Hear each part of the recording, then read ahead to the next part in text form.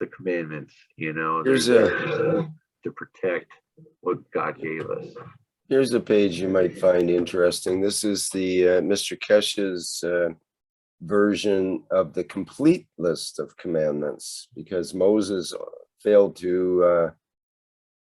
He says the commandments below are what Moses claims he brought down with him, and then, but from the 12 that were written down, he afterwards cut by himself 2, remaining only with the 10 which he delivered. So there's the 10 commandments, which we're all familiar with. And then there's the following are the 14 commandments that Moses destroyed and never delivered to the man. And these were put forth by Mr. Kesh. So we have such things as the 11th commandment, thou shalt not lie. I like that one. Very important. 12th, thou shalt be equal to others and not consider thyself higher or lower than them. I like that. The 13th, the man feeds his loved ones as well as his enemies. The 14th, thou shalt not rape. Moses kind of missed that one. 15th, thou shalt not judge no one except himself, and not to be judged by no one. The English isn't the best there, but that's Mr. Kesh's way of saying it. The 16th one, thou shalt not touch or carry no arms to defend or to kill another. The 17th, thou shalt be at peace with oneself, with thy neighbor, his tribe, and tribes. 18th, thou shalt be the river of life and love. 19th, thou shalt not accept no path except the path of his own soul to his creator. 20th, thou shalt serve his soul, thou shalt serve his loved ones and his own as he expects to be served by the others. 21, thou shalt not possess. Number 22 is detachment. And 23 is thou shalt believe in one creator for all men.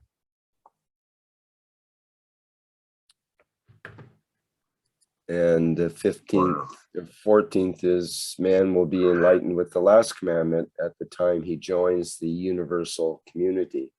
And by universal community, we mean not just the people on earth, but in all the universe, the beings of all the universe, which is what we're coming up to soon, is this connection with the universal community. So that's what he came up with, at least, and we've worked with those individually.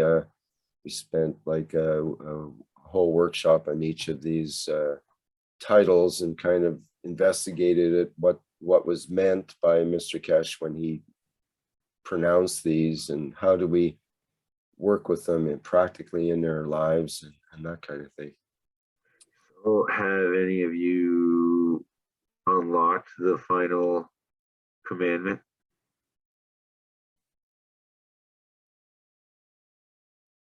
Because I feel like I've always practiced all of those just as part of who I am. So what do you think the final one would be then? The last commandment. It says man will be enlightened with the last commandment at the time he joins the universal community. Right, ascension.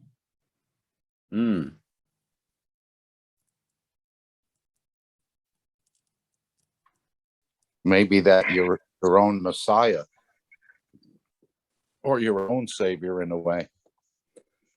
Yes, But I think, Rick, your wish is your command. If you look in the participants list, find a surprise. Hello, Mr. Kesh. How are you today?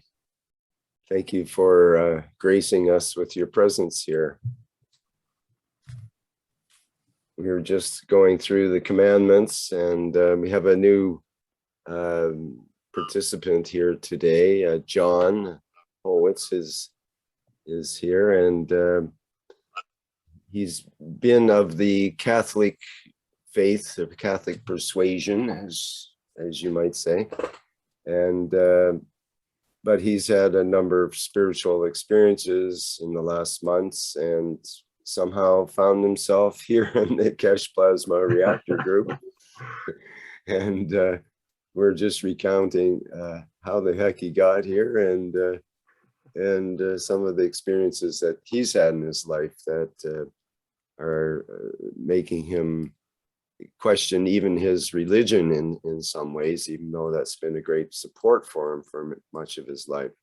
So like many people, they have come to a new position during this time of the wind of Mithra sweeping through the planet. And I think many people are in that position. So, Mr. Kesh, would you like to make some comments, please, or something you'd like to relay to us? Yes, good morning. Thank you very much for being there. No, I just, as I said to you earlier on today, I have some spare time, half an hour and now today, if you want me to join. I just got the last part of what was said. When we say even a stone has a soul, even a man has a soul, everything else, we do not need to destroy with the knowledge we have. We elevate the soul. And then it finds its position. Doesn't matter who it is and what it is. And in so many ways, we are understanding more that the body of the man is just a jacket covering what I call the soul of the man. As we know, the soul of the man is within the body of the man, what we were looking for. And we've been told everything except actually, guys, is inside you. What are you looking for? That's why you cannot find it. And those who understood it abuse it because as if he's so crazy he cannot see what has created him and is connected to his creator is within him, so let's abuse him. Or let's find a way to show him, but make it a little bit difficult. We put the name of religion on it. But man allowed that abuse. And man is paying heavily for that, allowing to be abused in not understanding. And it's strange enough, it's only happening with man. It doesn't happen with the rest of the creation. And some in different names of religion or whatever, we have accepted part of it to be guided, and those who supposed to guide us, realizing we're that much backwards, they abused us in the name of religion or anything else. And now we have reached a position that we actually can have systems, technologies that we can see, we can elevate, we can allow the soul of anything to manifest itself. And even this morning, I started about 4 or 5 hours ago work with our people in the Kesh Foundation. Where we are developing the latest stages of the space technology. And I was in communication with guys in NASA this morning, sending them the messages of the next steps we're doing with them. We do not expect to transmute or transport the man. Maybe physically good if you want to keep the same shape and the same body on this planet, but I cannot transport you without monkey clothing as NASA does, or wearing and limitation of whatever it is, just to keep oxygen. We are safe up to now, going to the moon. We are safe up to now, maybe going to Mars. But what happens when we go beyond this solar system, which has created us, and So we are part of it. Maybe the air on the moon doesn't fit us, we wear a suit. On the Mars, we wear something. But when we go beyond the solar system, different gravitational field forces does not allow that suit to be there. It'll dissolve it. It'll open up the soul of every cell of the structure of it. Then what happens? You're naked. Would we survive this space? Or do we understand from the beginning that in space we don't need the suit? If we travel with our soul and we take the shape at the point and position, and it's the same with a stone. We see the stone, we pick a stone, but a stone is a collection of atoms. Each one has energies which is created. We know that. I'm a nuclear physicist, and I realized this when I was 10 years old, maybe younger, that there is a discrepancy in the knowledge of science. And what happened when my soul created my feature? What happened if I realized the strength of the soul of that stone, which has created the feature of that stone? And then if I can match it, would it stay a stone? Or if I take the stone into another position in the universe, it will become a being because it has a soul. And this is a reality now. This is not fantasy. We have machines, we have systems, and we see things. We develop the structures. Many of you past years trying to replicate, produce materials. Why have you failed? Why do we produce it in the labs? And some knowledge seekers have produced themselves because they managed not to produce the gans of the material, they managed to produce the soul of the material. And when we sent the gold to Chinese to test, which was produced in Austria, they were shocked. They said, it's not enough of it. Can you give us more? It has no origin. Our materials, when we create, have no origin. If you're in a diamond business or in a copper business with metals or whatever, you can tell the origin, where, which city, which country, which stream the material comes from.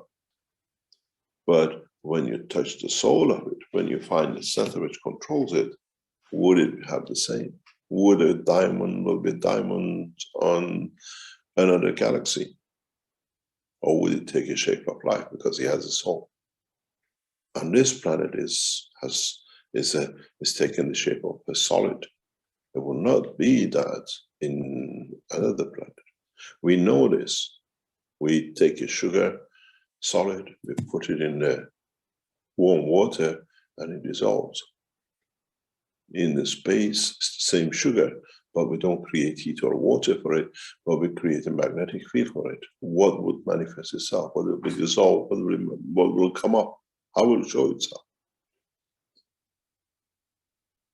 And this is what we are facing, the reality, the truth about the creation. And that's where we are.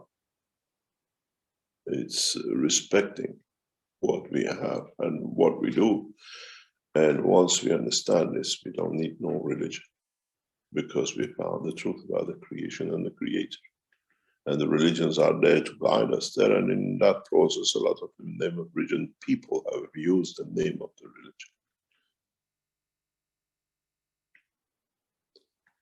And we see a lot of it. Now we are involved heavily in 6th of June flight technology. And we have a problem to explain to the space scientists and technologists that, guys, you're dealing with new things, not with rocket propulsion. And a lot of ethics is hitting the scientists in the past few weeks. When I communicate with the space scientists, understanding the game has changed is beautiful to them, but understanding there's a bigger change than they got themselves involved in, a lot of them are questioning their knowledge. I don't need to transport you with your suits, the pen you carry, the gold ring in your pocket, or a diamond ring on your finger. Could be different things on different positions in the universe. Because everything is created as a point of reference, as a soul of the man. We never understood, now we understand. We cannot allow it to be abused, but a lot of people would like carry on with what I call it's a status quo, because it fits them. It suits them perfectly. We have this problem now with Iranian clergy in a very big way. I have the same problem with Vatican at the moment. And the same in my stay in China, speaking to the high priest in Buddhist church, what we call Path of Way, I call it the church, is no more different than the other one. They have the same problem. They have a name for return of Buddha.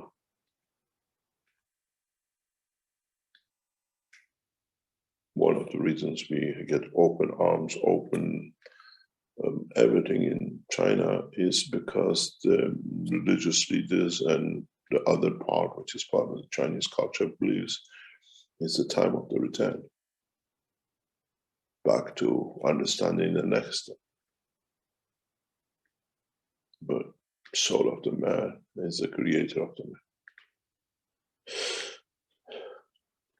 And now we know it's not in the space somewhere, which we're frightened. It's within us, because it's the sun within us. Now we know how to allow that sun to shine. And it shows us beauty. Then we don't need the structure of the physicality. We strive to live a good life, perfect life, that our soul elevates to a position where, in fact, actually we look after our souls, the body will be kept in a perfect position. But we were never aware of it. Now we know we are responsible for it. It's not somewhere in Kathmandu or in another, God knows, somewhere we don't know. It's within us. As I said many times, the solar system cannot exist without the sun. The body of the man is a solar system. Where is his sun? It cannot be outside the solar system. It's inside it. Now we know the soul of the man is inside him, and we know the position of it. With the new technology, we can reach it, pinpoint it. And we have knowledge seekers recently who have been in the new systems we have developed, and we've seen the change in them. It's not in the hand of somebody to tell you to pay something into the combustion box. The combustion box is inside the man. And we have every control over it. And it'll change us. The new space technology will show it. I was discussing very recently that the new materials we produce, we don't need to produce them. We know the strength of the soul, the strength of the inner cell of the gold. I can produce gold anywhere, but it fits to be according to the environment.